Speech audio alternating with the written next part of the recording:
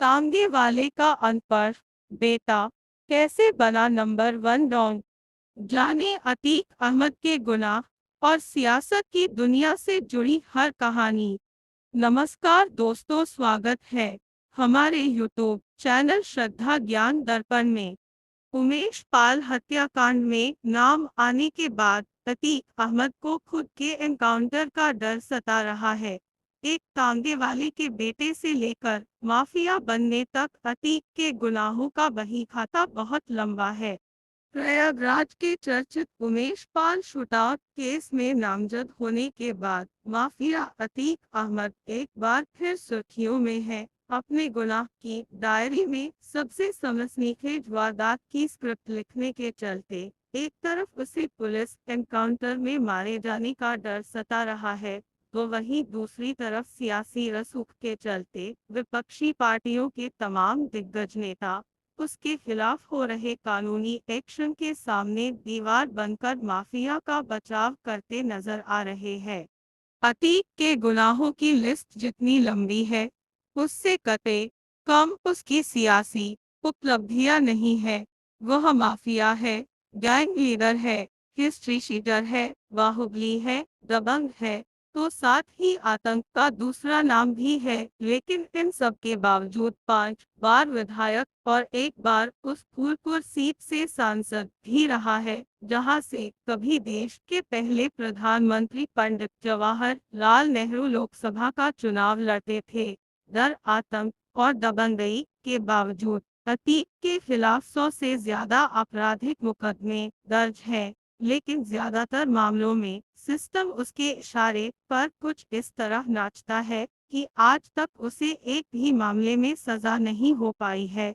अतीक की हनक और भौकाल का अंदाजा ऐसे भी लगाया जा सकता है कि हाईकोर्ट के 10 जजों ने उसके मुकदमों की सुनवाई से खुद को अलग कर लिया था। उमेश पाल शूटआउट केस के बाद हाई कोर्ट ने एक फैसले में टिप्पणी करते हुए लिखा है कि ऐसा लगता है कि प्रयागराज के कुछ इलाकों में अब भी कानून का नहीं बल्कि अतीक का राज चलता है। इन इलाकों में खाकी का नहीं बल्कि अतीक का इकबाल बोलता है। 4 साल पहले सुप्रीम कोर्ट ने तल्ख टिप्पणियों के साथ उसे यूपी से बाहर की जेल में रखे जाने का आदेश दिया था। अतीक के बारे में कहा जाता है कि वह इतना शातिर और खूंखार है कि अपराध से लेकर कारोबार और दबंगई से लेकर सियासत तक में जो भी उसके रास्ते आया, उसका अंजाम चांद बाबा से लेकर उमेश पाल तक एक जैसा ही हुआ। योगी राज में भी जेल में रहते हुए वह अपहरण कराकर अगवा हुए शिकार को कैद खाने में बुलाकर उनकी पिटाई करता था। एक तांगे वाले का अनपढ़ बेटा अतीक इतना महत्वाकांक्षी है कि पैसों की खातिर जुर्म की दुनिया में कदम रखने के बाद वह कुछ ही दिनों में अपराध जगत का बेताज बादशाह बन गया। अपने गुनाहों पर पर्दा डालने के लिए उसने सियासत को कवच के तौर पर इस्तेमाल किया और अपराध व राजनीति के दम पर करोड़ों नहीं बल्कि अरबों का आर्थिक साम्राज्य खड़ा कर लिया। अतीक को गुनाहों की दुनिया इतनी पसंद आ गई है कि उसने अब पूरे परिवार को इसमें शामिल कर लिया है।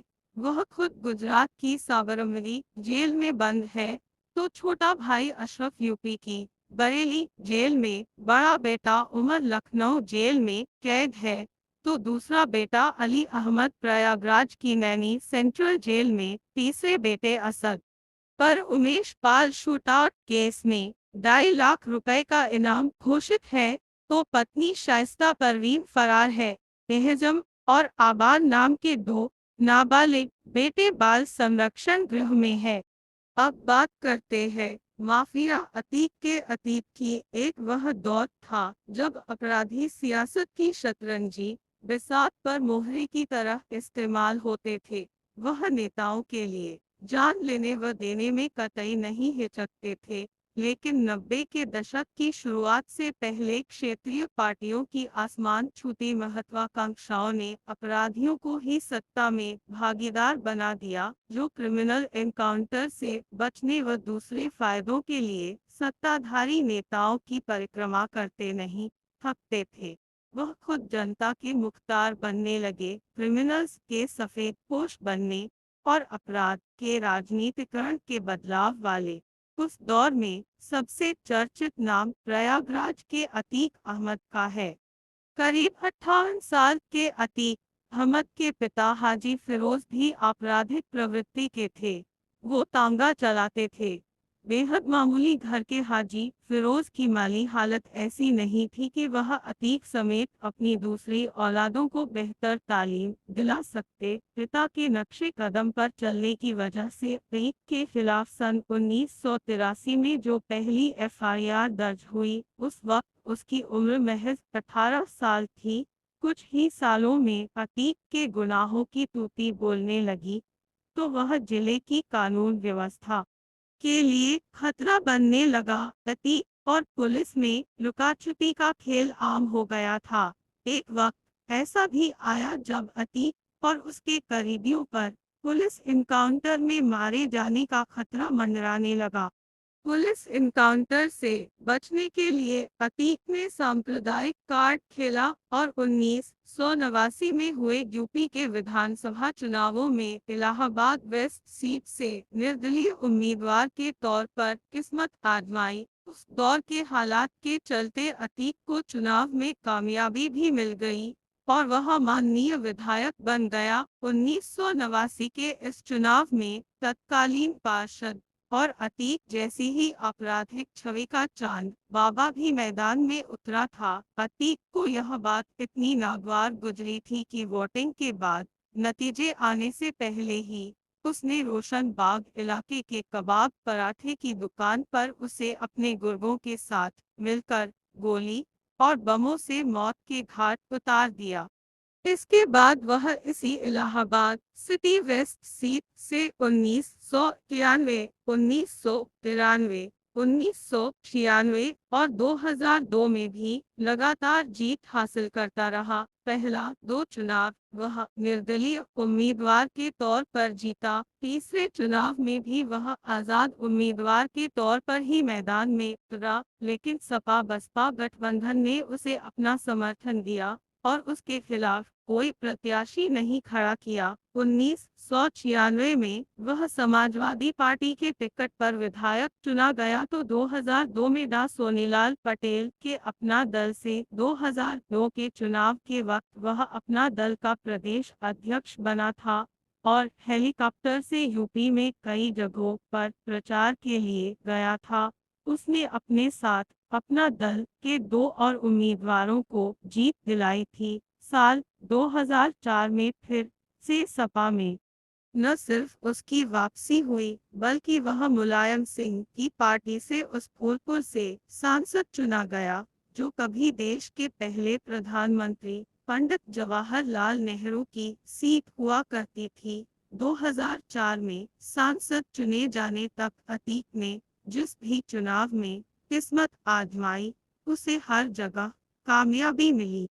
पुलिस इनकाउंटर से बचने के लिए अतीक ने सांप्रदायिक कार्ड खेला और 1989 में हुए यूपी के विधानसभा चुनावों में इलाहाबाद वेस्ट सीट से निर्दलीय उम्मीदवार के तौर पर किस्मत आजमाई। उस दौर के हालात के चलते अतीक को चुनाव में कामयाबी भी मिल गई और वह माननीय विधायक बन गया। 1989 के इस चुनाव में तत्कालीन पार्षद और अतीक जैसी ही आपराधिक छवि का चांद बाबा भी मैदान में उतरा था। अतीक को यह बात इतनी नागवार गुजरी थी कि वोटिंग के बाद नतीजे आने से पहले ही उसने रोशन बाग इलाके के कबाब पराठे की दुकान पर उसे अपने गुर्गों के साथ मिलकर गोली और बमों से मौत के घाट उतार दिया।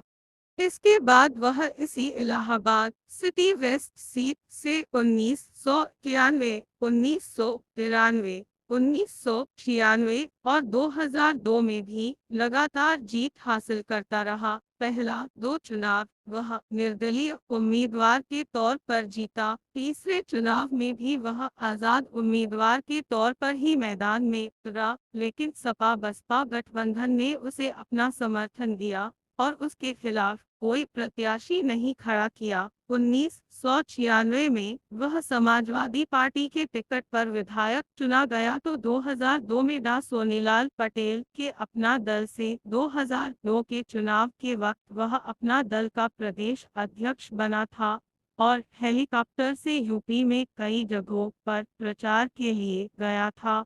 उसने अपने साथ अपना दल के 2 और उम्मीदवारों को जीत दिलाई थी। साल 2004 में फिर से सपा में न सिर्फ उसकी वापसी हुई बल्कि वह मुलायम सिंह की पार्टी से उस फूलपुर से सांसद चुना गया जो कभी देश के पहले प्रधानमंत्री पंडित जवाहरलाल नेहरू की सीट हुआ करती थी। 2004 में सांसद चुने जाने तक अतीक ने जिस भी चुनाव में किस्मत आजमाई उसे हर जगह कामयाबी मिली। 25 जनवरी साल 2005 को प्रयागराज में एक ऐसी घटना घटी जो न सिर्फ इतिहास बन गई बल्कि उसने अतीक और उसके परिवार के सियासी करियर को तबाह करके रख दिया। इस घटना के बाद भी अतीक ने लोकसभा और विधानसभा के कई चुनाव लड़े लेकिन हर एक चुनाव में नाकामी ही उसके हिस्से आई। दरअसल सांसद बनने के बाद अतीक को विधानसभा की सदस्यता छोड़नी पड़ी। अतीक ने अपने इस्तीफे से खाली हुई सीट पर अपने छोटे भाई खालिद अजीम उर्फ अशरफ को सपा का टिकट दिलवा दिया। अशरफ के मुकाबले बीएसपी ने क्रिमिनल राजू पाल को टिकट दिया। दो बाहुबलियों की लड़ाई में अशरफ चुनाव हार गया और राजू पाल विधायक चुन लिया गया। विधायक बनते ही राजू पाल पर कई बार जानलेवा हमले हुए। 25 जनवरी 2005 को शहर के धूमंगंज इलाके में विधायक राजू पाल की दिन दहाड़े हत्या कर दी गई। विधायक की हत्या का आरोप अतीक और अशरफ पर लगा। इस मामले में दोनों भाइयों को जेल भी जाना पड़ा। राजूपाल की हत्या के बाद सिटी वेस्ट सीट पर दूसरा उपचुनाव हुआ। तत्कालीन मुलायम सरकार ने इसे अपनी प्रतिष्ठा से जोड़ लिया और सरकारी मशीनरी की मदद से अशरफ विधायक चुन लिया गया। इसी सीट से साल 2007 के चुनाव में अशरफ और 2012 में अतीक को हार का सामना करना पड़ा। राजू पाल की हत्या का आरोप अतीक के गले की ऐसी फांस बनी जिससे वह आज तक नहीं उबर सका और वह उसके लिए नासूर बन चुका है और अब मिट्टी में मिलने की कगार पर पहुंच गया है। अतीक ने साल 2009 के लोकसभा चुनाव में प्रतापगढ़ से अपना दल के टिकट, 2014 में श्रावस्ती सीट से समाजवादी पार्टी के टिकट, 2018 में फूलपुर सीट के उपचुनाव में आजाद और 2019 में निर्दलीय उम्मीदवार के तौर पर वाराणसी सीट से पीएम मोदी के खिलाफ लोकसभा का चुनाव लड़ा लेकिन सभी जगह उसे करारी हार का सामना करना पड़ा। श्रावस्ती को छोड़कर लोकसभा के बाकी 3 चुनावों में तो उसकी जमानत तक जब्त हो गई। होम राज्य उत्तर प्रदेश और उत्तराखंड। अतीक अहमद कांगेवाले का अनपढ़ बेटा कैसे बना नंबर 1 डॉन। जाने अतीक अहमद के गुनाह और सियासत की दुनिया से जुड़ी हर कहानी। अतीक अहमद कांगेवाले का अनपढ़ बेटा कैसे बना नंबर 1 डॉन। जाने अतीक अहमद के गुनाह और सियासत की दुनिया से जुड़ी हर कहानी। मोहम्मद मोइन अपडेटेड एट 10 मई 2023 12 घंटे 46 मिनट PMST। फॉलो उस अतीक अहमद स्टोरी। उमेश पाल हत्याकांड में नाम आने के बाद अतीक अहमद को खुद के एनकाउंटर का डर सता रहा है। एक कांगेवाले के बेटे से लेकर माफिया बनने तक अतीक के गुनाहों का बहीखाता बहुत लंबा है। Atiq Ahmed photo credit Facebook. Next play. Atiq Ahmed biography. Prayagraj के चर्चित उमेश पाल शूटआउट केस में नामजद होने के बाद माफिया अतीक अहमद एक बार फिर सुर्खियों में है। अपने गुनाह की डायरी में सबसे सनसनीखेज वारदात की स्क्रिप्ट लिखने के चलते एक तरफ उसे पुलिस एनकाउंटर में मारे जाने का डर सता रहा है, तो वहीं दूसरी तरफ सियासी रसूख के चलते विपक्षी पार्टियों के तमाम दिग्गज नेता उसके खिलाफ हो रहे कानूनी एक्शन के सामने दीवार बनकर माफिया का बचाव करते नजर आ रहे हैं। अतीक के गुनाहों की लिस्ट जितनी लंबी है, उससे कते कम उसकी सियासी उपलब्धियां नहीं है। वह माफिया है, गैंग लीडर है, हिस्ट्री शीटर है, बाहुबली है, दबंग है, तो साथ ही आतंक का दूसरा नाम भी है। लेकिन इन सब के बावजूद 5 बार विधायक और एक बार उस फूलपुर सीट से सांसद भी रहा है, जहां से कभी देश के पहले प्रधानमंत्री पंडित जवाहरलाल नेहरू लोकसभा का चुनाव लड़ते थे। डर, आतंक और दबंगई के बावजूद अतीक के खिलाफ 100 से ज्यादा आपराधिक मुकदमे दर्ज है, लेकिन ज्यादातर मामलों में सिस्टम उसके इशारे पर कुछ इस तरह नाचता है कि आज तक उसे एक भी मामले में सजा नहीं हो पाई है। अतीक की हनक और भौकाल का अंदाजा ऐसे भी लगाया जा सकता है कि हाईकोर्ट के 10 जजों ने उसके मुकदमों की सुनवाई से खुद को अलग कर लिया था। माफिया अतीक अहमद का आतंक। उमेश पाल शूटआउट केस के बाद हाई कोर्ट ने एक फैसले में टिप्पणी करते हुए लिखा है कि ऐसा लगता है कि प्रयागराज के कुछ इलाकों में अब भी कानून का नहीं बल्कि अतीक का राज चलता है। इन इलाकों में खाकी का नहीं बल्कि अतीक का इकबाल बोलता है। 4 साल पहले सुप्रीम कोर्ट ने तल्ख टिप्पणियों के साथ उसे यूपी से बाहर की जेल में रखे जाने का आदेश दिया था। अतीक के बारे में कहा जाता है कि वह इतना शातिर और खूंखार है कि अपराध से लेकर कारोबार और दबंगई से लेकर सियासत तक में जो भी उसके रास्ते आया, उसका अंजाम चांद बाबा से लेकर उमेश पाल तक एक जैसा ही हुआ। योगी राज में भी जेल में रहते हुए वह अपहरण कराकर अगवा हुए शिकार को कैद खाने में बुलाकर उनकी पिटाई करता था। तांगे वाले के बेटा बना अपराध जगत का बादशाह। एक तांगे वाले का अनपढ़ बेटा अतीक इतना महत्वाकांक्षी है कि पैसों की खातिर जुर्म की दुनिया में कदम रखने के बाद वह कुछ ही दिनों में अपराध जगत का बेताज बादशाह बन गया। अपने गुनाहों पर पर्दा डालने के लिए उसने सियासत को कवच के तौर पर इस्तेमाल किया और अपराध व राजनीति के दम पर करोड़ों नहीं बल्कि अरबों का आर्थिक साम्राज्य खड़ा कर लिया। अतीक को गुनाहों की दुनिया इतनी पसंद आ गई है कि उसने अब पूरे परिवार को इसमें शामिल कर लिया है। वह खुद गुजरात की साबरमती जेल में बंद है, तो छोटा भाई अशरफ यूपी की बरेली जेल में, बड़ा बेटा उमर लखनऊ जेल में कैद है, तो दूसरा बेटा अली अहमद प्रयागराज की नैनी सेंट्रल जेल में। तीसरे बेटे असद पर उमेश पाल शूटआउट केस में 2.5 लाख रुपए का इनाम घोषित है, तो पत्नी शाइस्ता परवीन फरार है।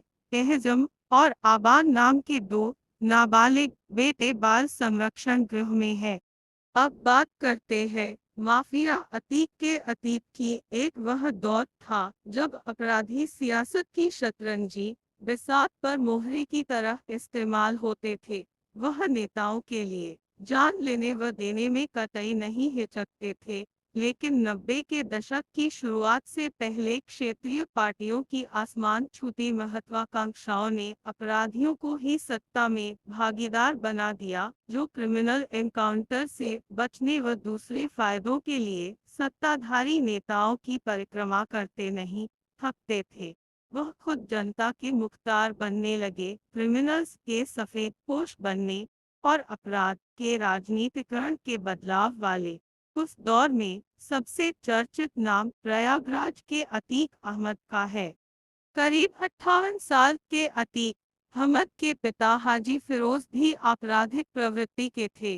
वो तांगा चलाते थे, बेहद मामूली घर के हाजी फिरोज की माली हालत ऐसी नहीं थी कि वह अतीक समेत अपनी दूसरी औलादों को बेहतर तालीम दिला सकते। पिता के नक्शे कदम पर चलने की वजह से अतीक के खिलाफ सन 1983 में जो पहली एफआईआर दर्ज हुई, उस वक्त उसकी उम्र महज 18 साल थी। कुछ ही सालों में अतीक के गुनाहों की तूती बोलने लगी तो वह जिले की कानून व्यवस्था के लिए खतरा बनने लगा। अतीक और पुलिस में लुका छुपी का खेल आम हो गया था। एक वक्त ऐसा भी आया जब अतीक और उसके करीबियों पर पुलिस इनकाउंटर में मारे जाने का खतरा मंडराने लगा। अतीक का राजनीतिक करियर।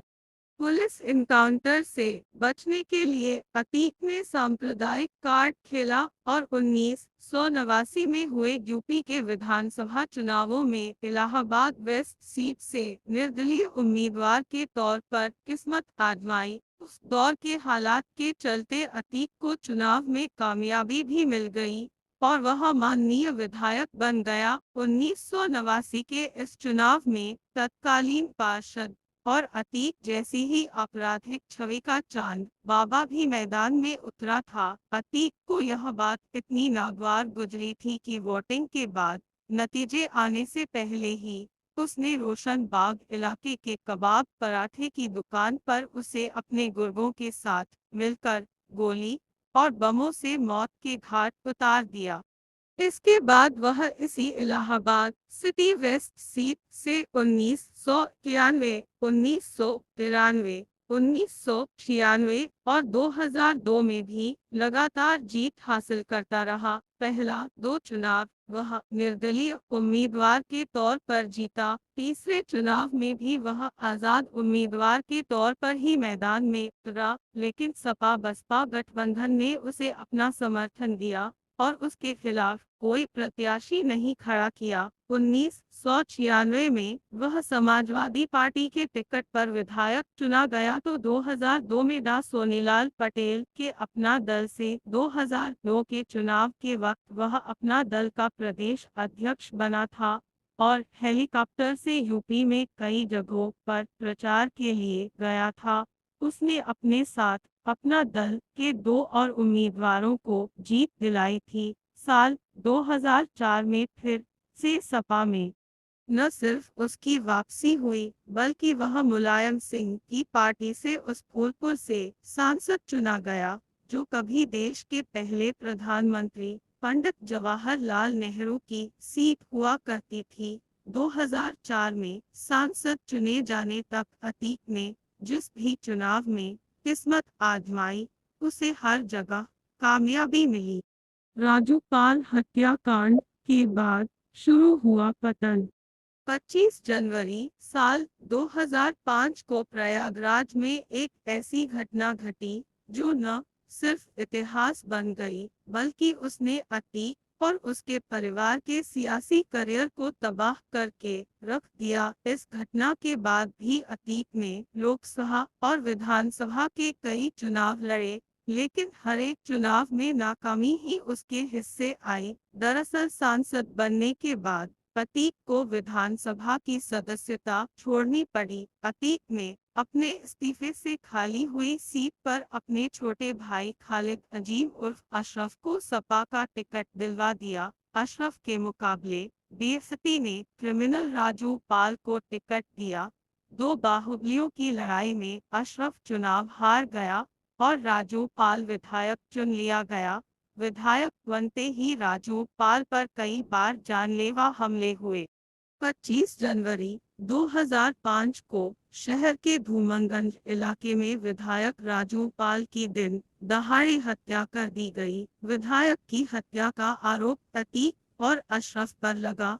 इस मामले में दोनों भाइयों को जेल भी जाना पड़ा। राजूपाल की हत्या के बाद सिटी वेस्ट सीट पर दूसरा उपचुनाव हुआ। तत्कालीन मुलायम सरकार ने इसे अपनी प्रतिष्ठा से जोड़ लिया और सरकारी मशीनरी की मदद से अशरफ विधायक चुन लिया गया। इसी सीट से साल 2007 के चुनाव में अशरफ और 2012 में अतीक को हार का सामना करना पड़ा। राजू पाल की हत्या का आरोप अतीक के गले की ऐसी फांस बनी जिससे वह आज तक नहीं उबर सका और वह उसके लिए नासूर बन चुका है और अब मिट्टी में मिलने की कगार पर पहुंच गया है। अतीक ने साल 2009 के लोकसभा चुनाव में प्रतापगढ़ से अपना दल के टिकट, 2014 में श्रावस्ती सीट से समाजवादी पार्टी के टिकट, 2018 में फूलपुर सीट के उपचुनाव में आजाद और 2019 में निर्दलीय उम्मीदवार के तौर पर वाराणसी सीट से पीएम मोदी के खिलाफ लोकसभा का चुनाव लड़ा, लेकिन सभी जगह उसे करारी हार का सामना करना पड़ा। श्रावस्ती को छोड़कर लोकसभा के बाकी 3 चुनावों में तो उसकी जमानत तक जब्त हो गई। अतीक अहमद ने खड़ा किया अरबों का साम्राज्य। ऐसा नहीं है कि सफेद पोश बनने के बाद अतीक ने काली करतूतों से तौबा कर ली हो, बल्कि यह कहा जा सकता है कि वक्त के साथ उसके अपराधों की संख्या बढ़ती चली गई। उसने सियासत को डाल के तौर पर इस्तेमाल किया और हत्या, जानलेवा हमले, डकैती और अपहरण जैसी वारदातों को अंजाम देता रहा। सियासत में स्थापित होने के बाद उसने संगठित अपराधों पर ज्यादा फोकस किया और आपराधिक घटनाओं के बजाय अपना आर्थिक साम्राज्य मजबूत करने में लग गया। तमाम बेनामी संपत्तियां बनाई, गरीबियों के नाम पर करोड़ों अरबों के ठेके लिए और बाद में कमीशन लेकर उन्हें दूसरों को दे दिया। देश के तकरीबन 1 दर्जन राज्यों में अतीक का कारोबार फैला हुआ है। उसकी नामी और बेनामी संपत्तियां हैं। रियल एस्टेट के, रेलवे के, स्क्रैप के कारोबार के अलावा उसकी आमदनी का सबसे बड़ा जरिया अरबों खरबों के ठेके लेने का है। ठेके के कई काम वह अपने लोगों से कराता है, तो साथ ही तमाम ठेके कुछ कमीशन लेकर दूसरों को ट्रांसफर कर देता है। रंगदारी वसूली और गुंडा टैक्स से भी उसने अरबों रुपए कमाए हैं। 1995 में लखनऊ के चर्चित स्टेट गेस्ट हाउस कांड में भी अतीक का नाम उछला था। अतीक ने सफेद पोश बनने का किस तरह दुरुपयोग किया, इसका अंदाजा इसी से लगाया जा सकता है कि उसके खिलाफ 90% से ज्यादा मुकदमे जनप्रतिनिधि बनने के बाद ही दर्ज हुए। कभी महंगी गाड़ियों के काफिले तो कभी घोड़े पर सवार होकर असलधारियों की फौज के साथ जब वह सड़कों पर चलता था तो फिल्मों के डॉन सरीखा नजर आता था। संगठित अपराधों को अंजाम देने और खुद को आर्थिक तौर पर मजबूत करने की वजह से उसे माफिया कहा जाने लगा। अतीक अहमद के गुनाहों का बही खाता। Atiq Ahmed inter state gang का संचालक है। उसके गैंग का नंबर IS 227 है। उसके गैंग में 121 एक्टिव मेंबर है। गैंग के पास असलहों का जखीरा है। प्रयागराज पुलिस ने उसकी हिस्ट्री शीट भी खोल रखी है। शहर के खुलदाबाद थाने में उसकी हिस्ट्री शीट का नंबर 53 है। अतीक के खिलाफ अब तक करीब 250 मुकदमे दर्ज हो चुके हैं। इनमें मायावती राज में एक ही दिन में दर्ज किए गए 100 से ज्यादा वह मुकदमे भी शामिल है, जिन्हें हाईकोर्ट के आदेश पर बाद में एक्सपंज कर दिया गया था। उसके खिलाफ दर्ज आपराधिक मुकदमों की संख्या अब बढ़कर 101 हो गई है। बड़ी संख्या में उसके मुकदमे वापस लिए जा चुके हैं, जबकि सबूतों और गवाहों के अभाव में तमाम मुकदमों में वह बरी हो चुका है। अभी तक उसे किसी भी मुकदमे में सजा नहीं मिल सकी है। मौजूदा समय में भी उसके खिलाफ 58 मुकदमे एक्टिव है। इनमें से 50 के करीब मुकदमे कोर्ट में पेंडिंग है, जबकि बाकी मामलों में अभी जांच पूरी नहीं हो सकी है। अतीक अहमद को माफिया, बाहुबली और डॉन यूं ही नहीं कहा जाता। सख्त सरकार और जेल में रहने के बाद भी उसके जुर्म का सिक्का चलता रहता है। वह जेल की सलाखों के पीछे से भी अपनी सल्तनत चलाने में माहिर है। देवरिया जेल में कैद रहते हुए उसने न सिर्फ लखनऊ के एक कारोबारी का अपहरण कर उसे जेल बुलवाया, बल्कि वहां उसकी पिटाई कर उसका वीडियो भी सिर्फ इसलिए वायरल किया ताकि बाहर उसके नाम की दहशत बनी रहे। इसी तरह उसने प्रयागराज के एक कारोबारी का भी अपहरण कराकर उसे जेल बुलवाया और खुद उसकी पिटाई भी की थी। Umesh Pal shoot out case में वारदात को अंजाम देने वाले एक भी शूटर ने चेहरे पर नकाब नहीं लगा रखा था। अतीक के बेटे असद ने भी पहचान छिपाने की कोई कोशिश नहीं की थी। शूट आउट को फिल्मी अंदाज में बेखौफ तरीके से सिर्फ इसीलिए अंजाम दिया गया ताकि अतीक और उसके गैंग का टेरर फिर से कायम हो सके। प्रयागराज की शूटआउट यूनिवर्सिटी में गुर्गों के साथ घुसकर वहां के टीचर्स को सरेआम पिटाई किए जाने के मामले में फरवरी 2017 से वह जेल में है। लखनऊ के कारोबारी मोहित अपहरण कांड में सुप्रीम कोर्ट के आदेश पर वह पिछले करीब 4 साल से गुजरात की अहमदाबाद जेल में है। सुप्रीम कोर्ट ने बेहद तल्ख टिप्पणियों के साथ उसे यूपी से बाहर किसी दूसरे राज्य की जेल में ट्रांसफर किए जाने के आदेश दिए थे। इलाहाबाद हाईकोर्ट अतीक के साथ ही उसके परिवार वालों के मुकदमों की सुनवाई करते हुए तमाम चौंकाने वाली टिप्पणियां कर चुका है। हाईकोर्ट के 10 जज तो अतीक से जुड़े मुकदमों की सुनवाई से खुद को अलग भी कर चुके हैं। अतीक के परिवार पर कानूनी शिकंजा। अतीक का छोटा भाई पूर्व सपा विधायक अशरफ इन दिनों यूपी की बरेली जेल में बंद है। जुलाई 2020 में वह गिरफ्तार किया गया था। गिरफ्तारी के वक्त उसके खिलाफ 33 मुकदमे दर्ज थे। 2.5 सालों में जेल में रहते हुए उस पर 19 और आपराधिक केस दर्ज हुए हैं और मुकदमों की संख्या अब बढ़कर 52 हो गई है। अशरफ पर कई सालों तक 1 लाख रुपए का इनाम घोषित था।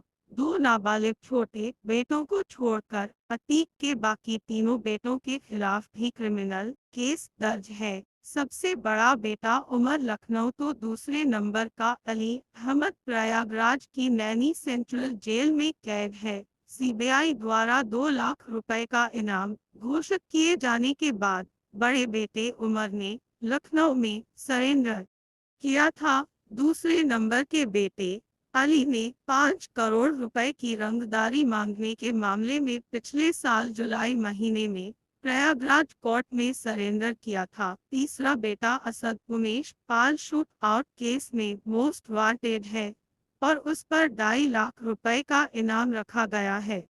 माफिया अतीक इतना शातिर दिमाग है कि वह सिस्टम को खरीद लेने और आतंक फैलाकर दबाने में यकीन रखता है।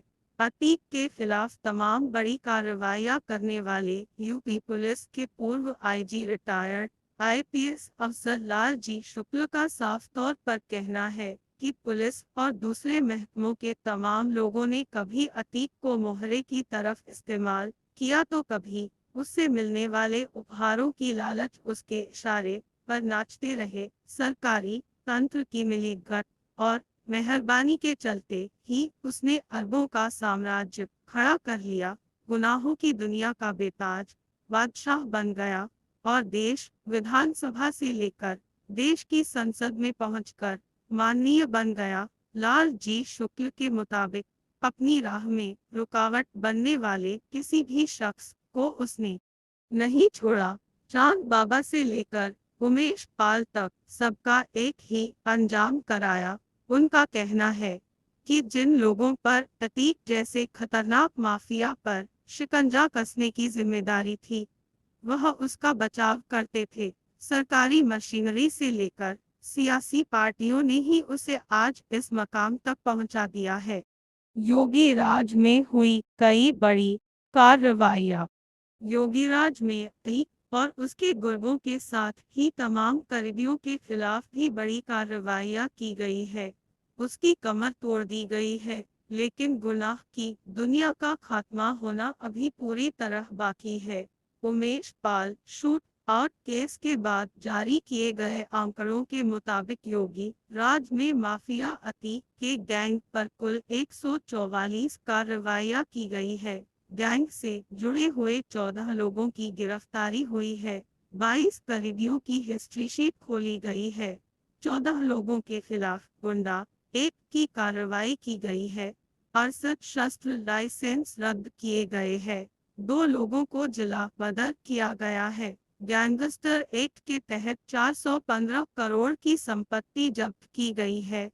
751 करोड़ रुपए की अवैध संपत्तियों का ध्वस्तीकरण किया गया है।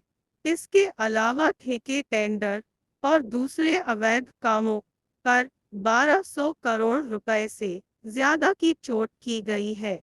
अतीक को कुल मिलाकर 2368 करोड़ रुपए की आर्थिक चोट दी गई है। हालांकि जानकारों का दावा है कि इस 2 अरब से ज्यादा की आर्थिक चोट के बावजूद उसके साम्राज्य पर कोई खास फर्क नहीं पड़ा है। उसके खिलाफ ईडी ने मनी लॉन्ड्रिंग का भी केस दर्ज किया है। काली कमाई को लेकर माफिया के कई करीबी ईडी की रडार पर है। तमाम मामलों में गैंग के कई सदस्यों की जमानत कोर्ट से निरस्त कराई जा रही है। शहर के लोकरगंज इलाके में अतीक के कब्जे से खाली कराई गई जमीन पर गरीबों के लिए बेहद कम कीमत पर फ्लैट बनाए जा रहे हैं। हालांकि इन सारी कवायदों के बावजूद माफिया की दहशत की दुनिया का अभी पूरी तरह से खात्मा नहीं हो सका है। अतीक अहमद को मिट्टी में मिलाने का काम शुरू। वरिष्ठ पत्रकार रतिभान त्रिपाठी के मुताबिक अतीक जैसे सफेद पोश माफिया रसूखदार जरूर रहे हैं, लेकिन अगर सरकारों ने मजबूत इच्छा शक्ति दिखाई होती और अफसरान ईमानदारी से काम करते तो बाहुबली के तिलिस्म को तोड़ना कतई मुश्किल भी नहीं था। उनका दावा है कि सरकारी तंत्र अतीक के इशारों पर नाचता रहा है, माफिया का संरक्षण करता रहा है। सियासी उपयोगिता के चलते ही मायावती ने 2 महीने पहले अतीक की पत्नी को प्रयागराज से अपनी पार्टी की तरफ से मेयर का उम्मीदवार बनाया था और अब खुलकर परिवार का बचाव कर रही है। हालांकि यूपी के पूर्व कैबिनेट मंत्री और कभी अतीक के दबदबे वाली इलाहाबाद पश्चिमी सीट से लगातार दूसरी बार विधायक चुने गए सिद्धार्थनाथ सिंह का कहना है कि माफिया के गुनाहों के ताबूत में अब आखिरी कील ठोकना ही बाकी है। सीएम योगी की मंशा के मुताबिक बाहुबली अतीक बहुत जल्द ही पूरी तरह मिट्टी में मिला दिया जाएगा। हालांकि अतीक के परिवार का कहना है कि वह गुंडा माफिया और बाहुबली नहीं बल्कि गरीबों और मजलूमों का रहनुमा है।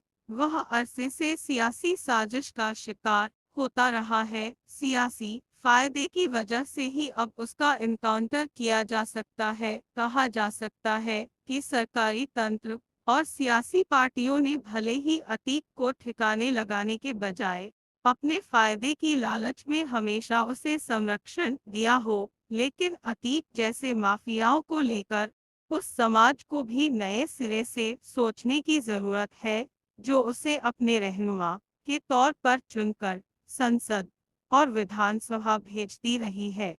कामगे वाले के बेटा बना अपराध जगत का बादशाह।